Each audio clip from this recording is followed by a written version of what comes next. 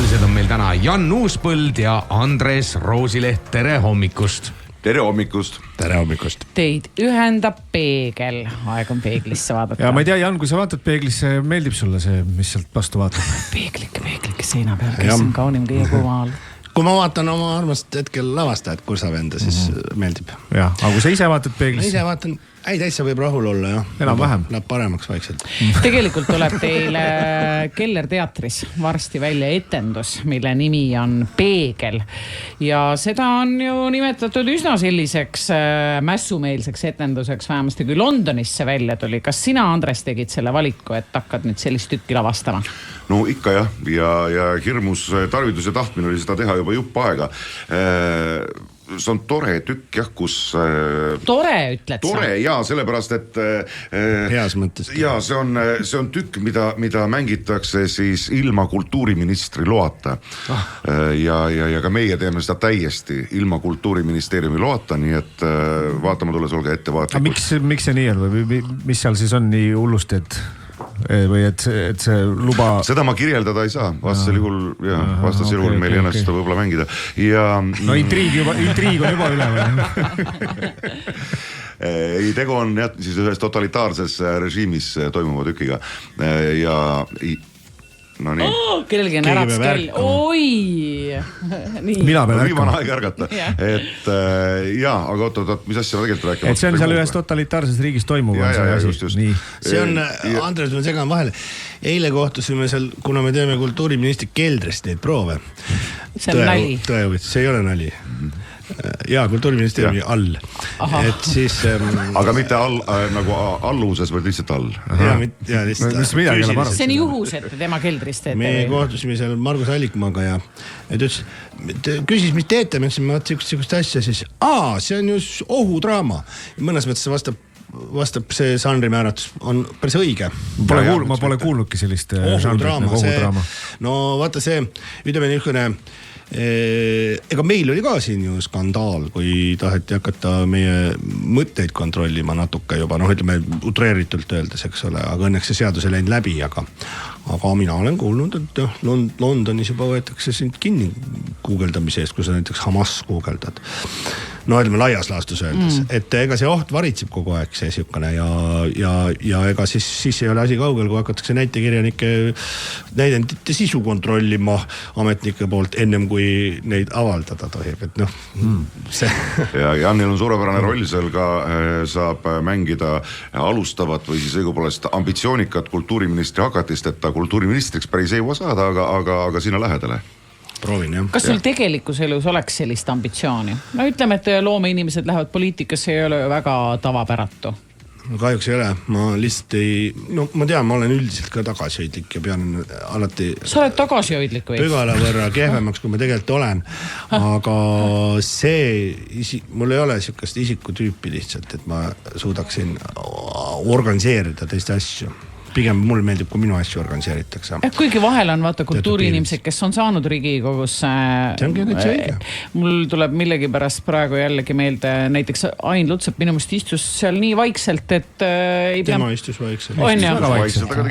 Aga Saaremäe väga tubli, eks ole. Raivo E. Tamm väga tubli. Et ta on täiesti omal kohal ja asjad, Oja poisid teevad väga tublit poliitikat. Loomulikult teevad, jah. See peabki tegema, et kui mul oleks võimekus selleks, kui ma tunnen, et mul on võimekus, ma teeks, sellepärast minu mõttes on kodaniku kohus. Kodaniku kohus ei ole mölisida poliitikute kallal, vaid võtta ole kus iga need näitajad tule aita, eks ole, aga et ei tahaks lihtsalt selle mölisejate pingil olla. Ma igal juhul ma arvan, et ma ei oleks, ma läheksin, kui mul oleks võimekust. Aga see sõnavabaduse teema, mis etenduses on, kas Andres natukene sa püüad ka sellega mõjutada meie elusid üleüldisemalt, et saab paralleeli tõmmata tänase ajaga, tänase poliitikaga? Paralleeli saab alati tõmmata, aga mõjutada ma ei usu nüüd, ma ei ole nii ambitsioonikas ega arva, et teater on nii kohutavalt suur mõjutaja. Loomulikult tsitaadid sealt samast näitemängust, eks ole, et me ju armastame lugusid ja lood on need, mis loovad meie nii-öelda kultuurilist adekvaatsust meie ümber, siis nii palju küll ja kindlasti. Ja kas sõnavabadusega on probleemi? Loomulikult. Selles suhtes, et vaatame nüüd uuesti üle filmi Minority Report ja siis vaatame, mis toimub maailma suuremates ingliskeelsetes riikides ja teeb natukene õõva. Ma just mõtlengi, et kui palju meil on muret selle sõnavabadusega. Näiteks sina kui lavastajana, ma ei tea, kas sa oled seda kuidagi kogenud, et või on meil Eestis veel ikkagi selles mõttes okei, et ma võin lavastada, teha ja öelda, mis ma tahan? Ikka võib lavastada, öelda ja teha, mida tahab ja ma arvan, et ma väga loodan, et ja ma ei näe tegelikult kausutades ühtegi põhjust, miks see väga palju muutuma peaks. Pigem probleem on enesetsensuuris ja see on pigem nagu... Aga oled sa sellega kokku puutunud? Kas sa ise oled kuidagi, ma ei tea, ennast tsenseerima hakanud? Ma ei oska öelda, sest et see tuleb ja hiilib nii vargsi ligi, et me lõpuks ei saagi aru, et millal me ei julge kasutada mingeid väljendeid ja millal me ei julge mõelda mingeid mõtteid. Et ma arvan, et te kõik olete ennast tsenseerinud hommikuti siin ja mõelnud, seda ma tegelikult ei tohi öelda. Absoluutselt. Niimoodi ma ei või päris öelda, et siis äkki keegi solvub. Meil pole ka etendust, me võib-olla ei saagi kõike välja öelda. Etenduses võib-olla sa väljendad ennast kuidagi nagu, saad nagu rohkem väljendada võib-olla kui siin raadios rääkides. Ja saad mingi rolli taha peituda, mina ei öelnud mitte midagi. Absoluutselt.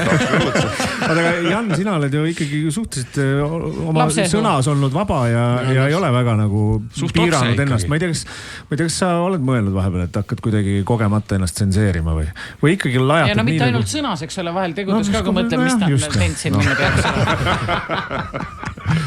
On sul vahel tunned, et kuidagi... Kas mõistus tuleb vähe aega? Ei, seda ei tule. Ma just nüüd hiljaaegu otsustasin, mitte ei otsustanud, vaid pidin tõdema tänu ühele armsale inimesele, kes andis mulle maagilise õppetunni, Andres Jääger, Võhkar. Ühesõnaga pidin tõdema lõplikult, et ma olen ikkagi parandamatu romantik ja ma ei saa sellest nagu üle, et ma olen ikkagi räägin tunnete tasandil ja avaldan ja väljendan ennast tunnete tasandil ja tunnen tunnete tasandil. Et ma väga seda enesetsensuuri ei viitsi kohaldada, ei taha ka ja loodan, et ei pea ka hakkama mina. Ma tean, et teised peavad, aga mina ei pea. Sa oled parandamatu romantik. Jah. See tähendab, et kui näiteks sa lähed suhtesse, siis sa pakud romantikat, sa lilled, jalutuskäikud, päikeseloojang, see kõik käib sinuga kaasas või? Küpsetan, keedan, panen viirukeid. Kas sa teed nalja või sa räägid praegu? Ma ei tee nalja. Mina ei usu, et ta nalja teeb. Ei usu, jah? Ei, ma arvan, et... Kas sa arvad, et Jan teeb alati nalja? Võib-olla räägib tõsiselt ka. Aga ega temast pole aru ka saada, kas ta räägib tõsiselt või mitte. Seetõttu me teeme kiire pausi.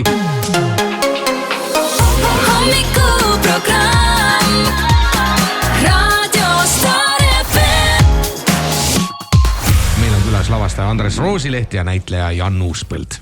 Räägi, Andres, keda sa veel näitlejate poolt oled sinna kaasanud, sest ega Keller teatril ju väga kindlat truppi ei ole, eks ole? No nii ja naa, selles suhtes, et meil ikkagi üsna korduvad näod on ja meil ei ole, kuna meil pole riigi toetust, siis meil pole ka võimalust truppi palgale päris võtta, aga me oleme eelistanud ühtede samade inimestega koostööd teha ja suurima rõõmuga. Janni ma ei ole näinud enne teie juures.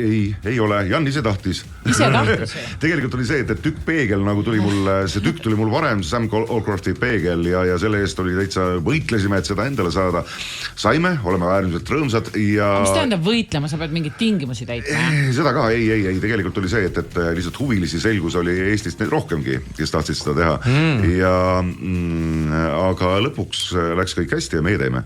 Aga nüüd, mis puutub Janne, siis on, kuna Jan käis vaatamas meil Miserit ja siis ta kangesti tahab, et jube hea, tahaks ka siin mängida. Ja siis Veiko ütles, tahab kangesti mängida Janniga koos ja siis ei jäänudki muud üle kui Veiko Täär, Jan Uuspõld, siis ja peaosades Liis Haab, Riho Rosberg ja siis veel väiksemates osades Roland Laos ja Hans-Christian Liis. Vaata, kui hästi see läheb, eks ole. Kõigepealt tuleb Jan, ütleb, ma tahan mängida, siis tahab Veiko sinuga mängida, sulle ka kõik klappis ja ütlesid, et ja, tulgu Veiko ja teeme kõik selle tiimiga ära. Ei, no mulle klappis ükskõik mis tingimuste, sellepärast, et ma päris ise tahtsin. Ma signaliseerisin, mina tahan Keller teatris mängida Roosilehe lavastuses, sest see Miseri on lihtsalt niisugune tükk, et mul ei ole isegi sõnu. Ta on lihtsalt nii hästi mängitud. See, kuidas Liina Vahtrik seal mängib ja Veiko Täär ka super hästi mängib. Ma olen nõus, ma lausa ütleks, et ma arvan, et Veiko Täär teeb seal oma elurolli. Ja, võiks ka edineda. Et selles mõttes see Peegliga, ma ei tea, kas te suudate talle midagi nii vägevat pakkuda, aga seal etenduses oli ta kindlasti parim, mis ma teda iial olen näinud. Võib-olla Peegliga teeb Jan oma elurolli, aga... Jan on nii palju elurolle teinud juba minu meelest, et siis ta läheb lihtsalt sinna rivisse. Jan, sa oled vabakutseline, kas pakkusid ennast ka sellepärast välja, et sul on tööd vähe või? Ei ole vähe, vastupidi. Mis teed veel lisaks sellele, et sa mängid varsti esietendavas Peeglis? ja romantikale ja küpsetad kooka. No mis ma teen jah, no filme teen, mul tuleb niisugune asi, ma olen täiesti kurnatud sellest, mul tuleb 3 filmi välja veebruari ja märtsi sees. Et see on nagu kobar esilinastuste kuu tuleb. Ühel filmivõtetel ma põrkasin Jaaniga kokku keset Riia tänavaid, käisime, sõime koos õhtust ja... Sõime pitsat ja pastat koos. Ja siis andsid mulle veel pääsmed sinna Türgi-Eesti mängule. Aga ma ei saanud kahjuks minna. Ühesõnaga 3 filmi. Ma saan aru, et filmimaastikul on siis asjad kõik hästi või? Ei, no muidugi on. Eesti filmid? Eesti filmid, jah, tehakse. Ja kuidagi mul sattus nii palju, et nüüd on jälle olla teatris tagasi. Proovisaal on kõige kindlam koht näitlejale ikka, vähemalt minusugusele. Me oleme natuke harjunud, et see Jan teed nalja. Kas Andres, kui me räägime etendusest Peegel, Jan on seal niisugune koomiline tegelane või? Ei saaks naerma praegu. Ta ei ole koomiline, no ja kuidas võtta, ei ta ei ole koomiline tegelane selles suhtes, et ei kindlasti nalja tegemine ei ole esimene kõige olulisem eesmärk. No jumal hoidku, ma Janni nagu Veikotki, eks ole, kursavennad nagu me oleme, tunneme üksteist päris ammu ja juba natuke enne seda, kui Jan nalja hakkas tegema. Te olete kursavenn. Jan oli kunagi tõsine tüüp või? Oi, Jan oli nii tõsine. Aga mis sa selele usu? Ei, sa võite tõuskuda. Ma olin siuke täitsa tagasi. Ei. Oli tõsine, aga läbi selle minu meelest Janni puhul ongi see rõõm, et mida tõsisemalt ta teeb, seda naljakamalt see võib paraku mõjutada. Aga Keller teatril endal ka saal, miks just Salme kultuurikeskuses? No Salme kultuurikeskuses lihtsalt sellepärast, et see saal on suurem ja meie lava mahub rohkem rahvast esiteks ja teiseks sellepärast, et meie lava on nii väike ja kui me juba sinna nii suured näitlejad paneme, siis nad ei mahu lihtsalt sinna lavale ära. No etenduse lehel on ka hoiatus, tähelepanu, etenduses kasutatakse valju heli ja lavasuitsu, mis on tervisele kahjutu. Ehk siis hoiatatud on inimesi. Jah, täpselt nii. Aga see lugu on ikkagi põnevik, jah? Ta on põnevik ja no selles suhtes, et aga mis see niisugune nagu igav lugu oleks siis? Ei, no ma mõtlen seda, et... Žanri mõttes on ta triller võib öelda küll. Triller ja ahudraama.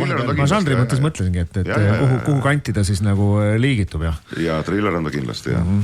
Kui see sõnavabaduse teema, mille oli, kas ma võin tunda ka saalis mingit ebamugavust või kohmetust? Mis emotsiooniga võitab ma sealt lahkun? Ma usun, et mitte. Ma usun, et pigem vastupidi, et mina lahkuksin sealt, ma kujutan ette niisugused, kui hea, et see möödas on, et seda paha aega enam ei ole, kus meie lapsed on eks selle okupatsiooni aega. Ja hoiame silmad kõrvad lahti, et meil laseks tagasi tulla sellel ajal. Ja väga õigesti öeldud. Aga muidugi mina loodan alati, et saalis on ikka natuke ebamugav ja siis see tähendab, et puudutab teisisel. Ei no teater, miks mulle Keller teatri etendused meeldivad, kõik mis ma olen näinud, on see, et ma reaalselt, ta puudutab mind, mul tõusevad ihukõrvad püsti, siis ma ehmatan, siis ma tunnen hirmu, siis ma naeran homeeriliselt, et ta ikka raputab mind täiesti läbi. Keller teater on fantastiline. Ma olen nõus sellega, jah, et tõesti halba asja pole näinud. Aga igal juhul 31. oktoobril esietendus, see on reedel kell 7 õhtul, siis juba 1. novembril etendus ja 16. novembril ka, hetkel 3 etendust on müügis ja tasub siis minna kellerteater.ee.